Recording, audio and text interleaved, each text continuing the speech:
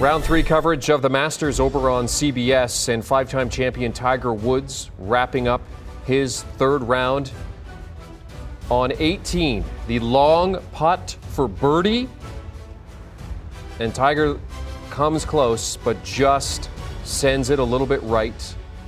Got a nice ovation from the crowd here as he finishes up his round. It has not been a good round for Tiger Woods, his worst ever at the Masters, as it turns out. His 99th round, he finishes 10 over par, a score of 82.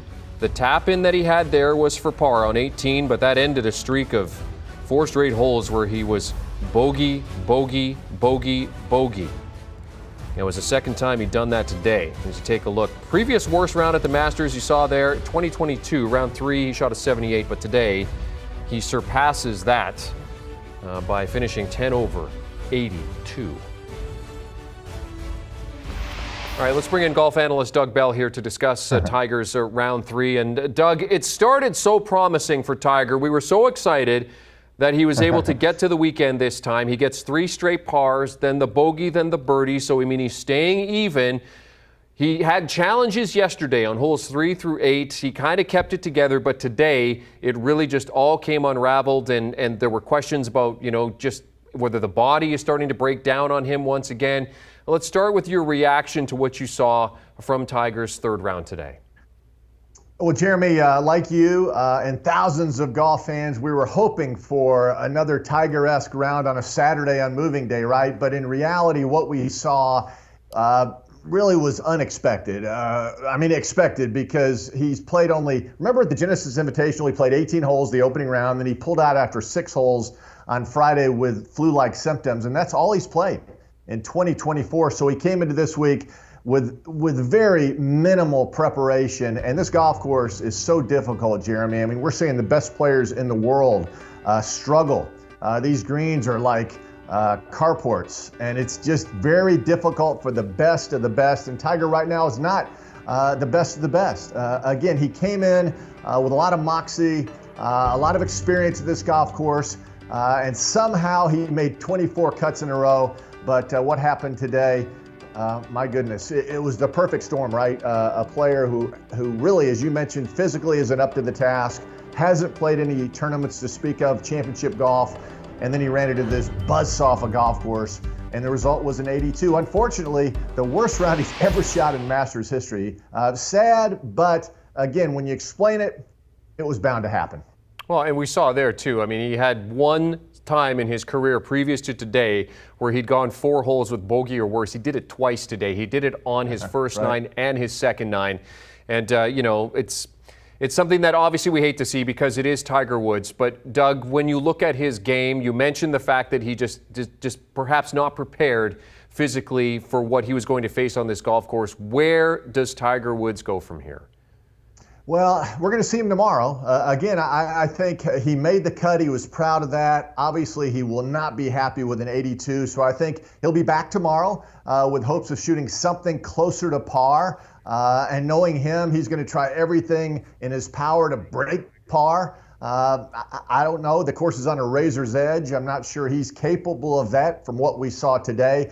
I don't expect to see him again till maybe the PGA Championship of Valhalla in a few weeks, at the end of May, actually, Jeremy. Between now and then, he'll just have to assess things. We talk about it all the time.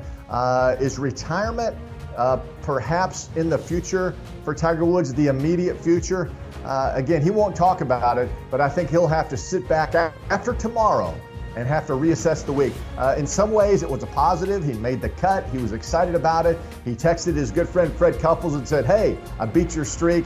And then I think he did come in today with higher expectations, obviously, but he just ran into a buzzsaw of a golf course that he simply is not ready for. And again, in the future, the PGA Championship, he's won at Valhalla, but it's going to be a very difficult setup. And unless he has a chance to prepare by playing a few tournaments, I don't think he's going to play the PGA Championship. And to be honest with you, I'm not sure his body will allow him to play any tournaments leading up to the PGA Championship. So we'll just have to wait and see.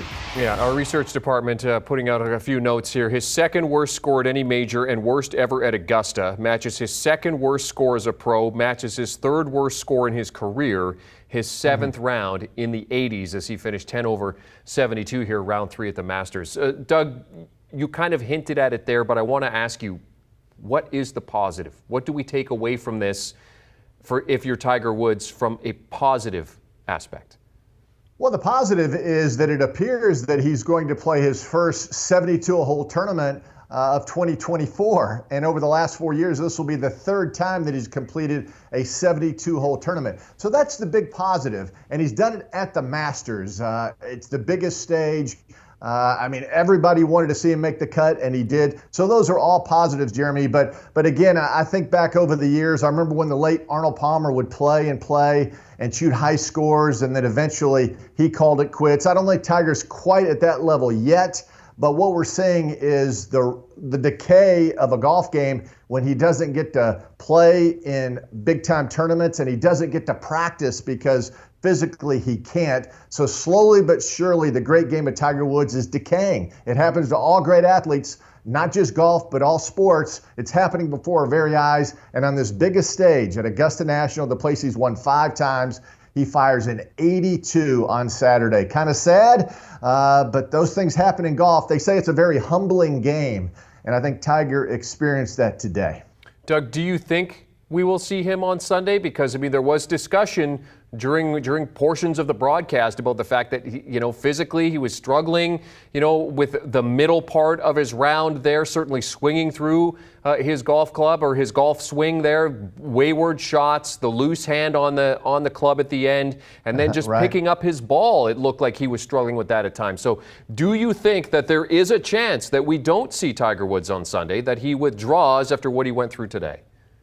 I don't think so, Jeremy. I think he's going to do everything in his power to play on Sunday, finish the round regardless of the score, tip his cap to the crowd who will give him a standing ovation as he goes through every single hole at Augusta National. I think he feels like he has to do that, especially after making the cut. And this is the one place where he wants to do it. Any other tournament, maybe, but not the Masters.